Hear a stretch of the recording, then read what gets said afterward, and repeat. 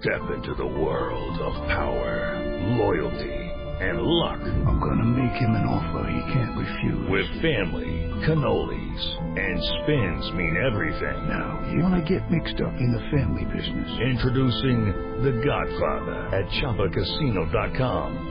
Test your luck in the shadowy world of The Godfather slot. Someday, I will call upon you to do a service for me. Play The Godfather now at ChumbaCasino.com. Welcome to the family. No purchase necessary. VGW Group. Void where prohibited by law. 18+. Terms and conditions apply.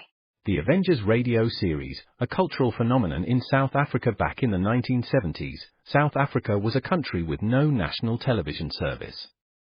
It wasn't until 1976 that the country would get its first taste of television broadcasts. But before that, radio was the primary medium of entertainment and information for the masses. This was the context when The Avengers, a British spy FI series, made its debut on South African radio and became a cultural phenomenon. The Avengers was a British television series that originally aired from 1961 to 1969. The show revolved around the adventures of John Steed, a suave and sophisticated secret agent, and his various female associates. The series was a unique blend of traditional spy thriller elements with science fiction and fantasy, which set it apart from other shows of its time. While the series was hugely popular in the UK and had also made a significant impact in the American markets, being one of the rare British series given a network transmission slot, it was virtually unknown in South Africa. This was primarily due to the lack of a national television service in the country until 1976. However, as a film series, The Avengers was able to gain some exposure in South Africa through film rentals. But it was the launch of the radio series that truly brought The Avengers to the masses in South Africa. Come and listen at www.myclassicradio.net. And now, friends, Bob Elliott and Ray Goulding are pleased as punch to present the CBS Radio Network.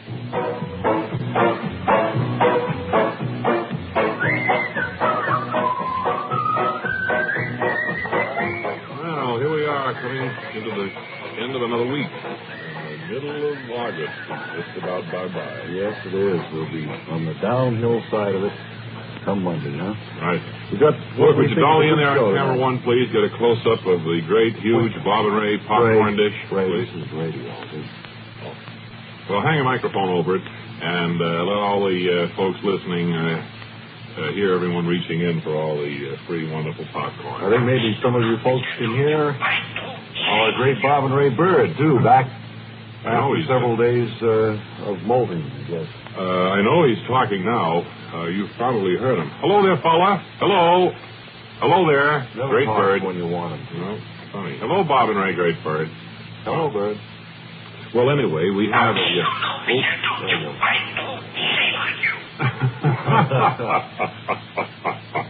wonderful little fella, or Big Bird, I should say.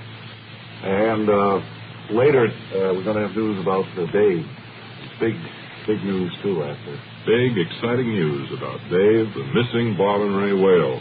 Right now, though, I think if we could have a little twinkle toe music, we could go over and visit with the great Mr. Science.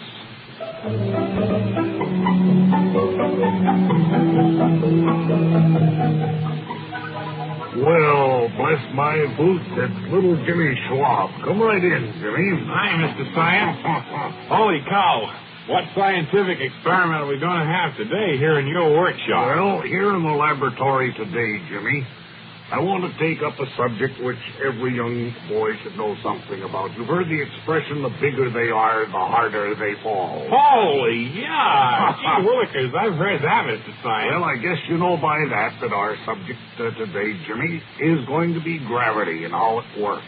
Oh, boy. Wait till I get back to school in the fall and tell all the kids I saw the law of gravity working. Well, we're going to try and make it work if we can, Jimmy. Now, just take Gee willikers, Mr. Science. Wait till I tell my mom and pop. Yes. Take this pencil here, Jimmy. And roll it off the edge of the tabletop. Okay. Wow! Closely. It fell right off the edge and hit the floor. That's exactly right, Jimmy. Wowee! Wait till I tell the gang I saw that. Now, do you know why it fell to the floor?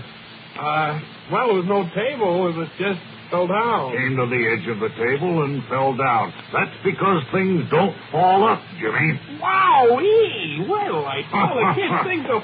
Woo! Now we're really learning something today. Now let's try another experiment. Oh, gee willikers. Hold this drinking glass up in the air, Jimmy.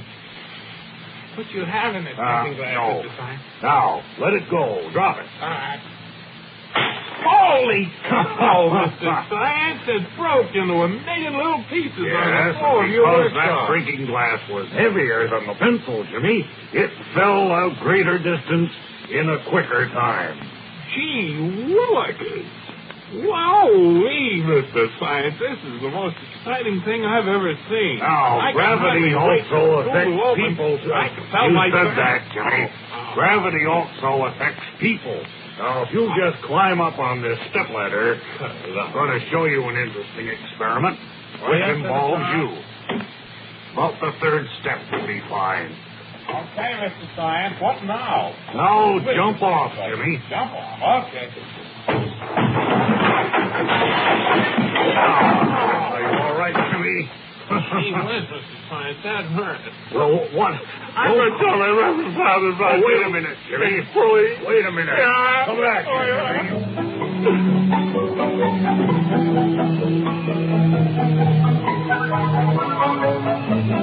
Oh, poor little Jimmy Schwab. Yeah. Say, now we'd like to just look at some of the mail that we've received in regard to Dave.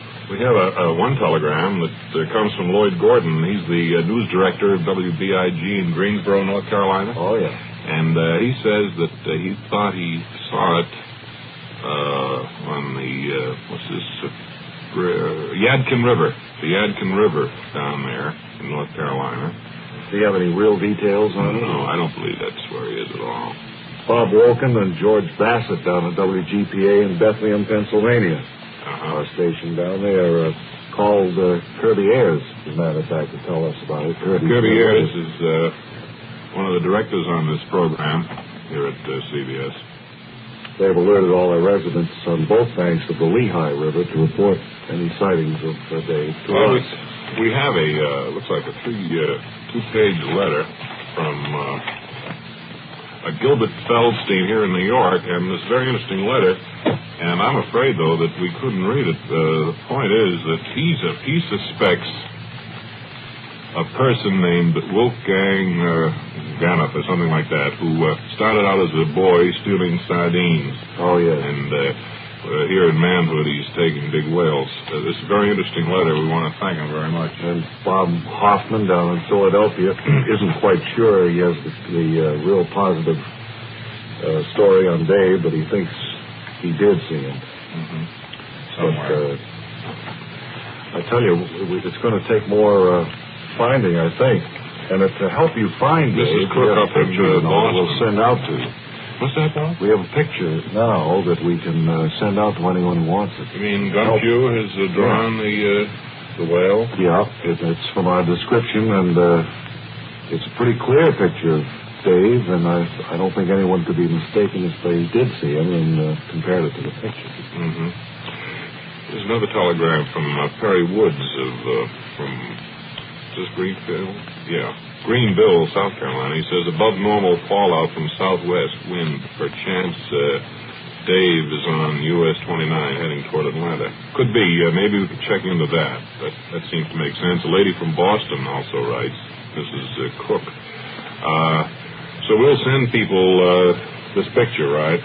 Right. You just drop us a card at CBS 485 Madison Avenue, New York, and say, I think something's fishy. And we'll see if we can get the picture of Dave out to you. So you'll be fully equipped to track him down. Get wind of him, let us know. Will you be getting it out by return mail, or? Well, our staff will be working night and day answering all these requests, I'm sure, Wally. And, well, he's going to be mighty busy then. It's a lady that we have working over there in the office. Well, she will be. She'll be mighty busy, yeah. Well, I think that about covers everything for today, doesn't it? Do you have any questions before we go, anybody? No. Audience?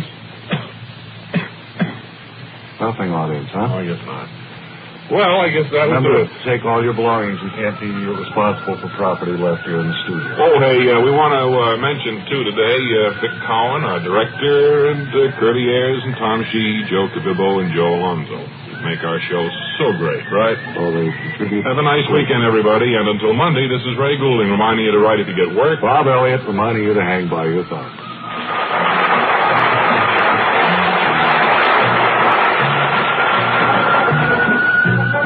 This is the CBS Radio Network.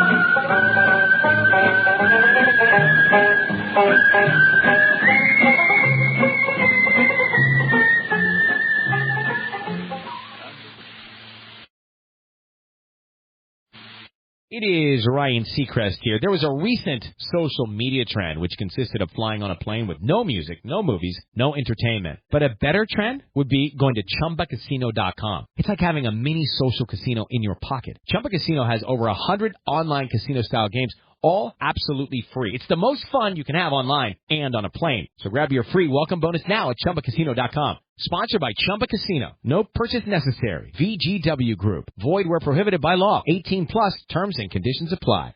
21st Precinct, aka 21st Precinct and 21st Precinct, was a police drama broadcast on CBS Radio from July 7, 1953 to July 26, 1956. It was initially a summer replacement for My Friend Irma. The program was produced in cooperation with the Patrolmen's Benevolent Association of the City of New York and presented adaptations from true criminal records in New York. From the policeman's point of view. Historically, the 21st Precinct had been located near Gramercy Park in Manhattan, but in 1929 the department reorganized the precinct numbering, and the 21st designation was dropped from use. No such precinct existed during the show's run, nor does a 21st exist today. However, the fictional precinct's territory corresponds closely to that of the Upper East Side's 23rd Precinct as it has existed since 1929. Stanley Niss was the producer, writer, director. The role of Precinct Captain Frank Kennelly was played by Everett Sloan for the first 109 episodes and briefly in episode 135.